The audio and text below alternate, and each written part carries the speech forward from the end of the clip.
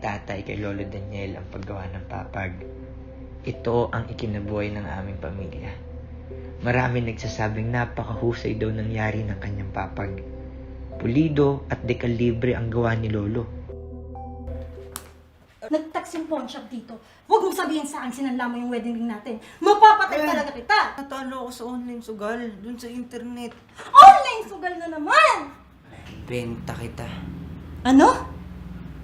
Papag! Papag!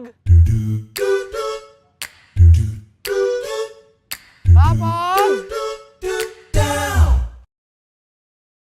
Papag! Doon ka, magbantay ka doon.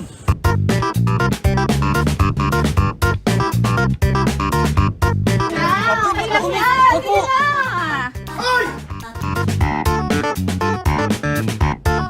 Sir, alam mo ba maghapon ko na itong binibenta? Malas talaga, sir. Nakakapagod yan, ah. Dami mo na siguro na ikot, ano?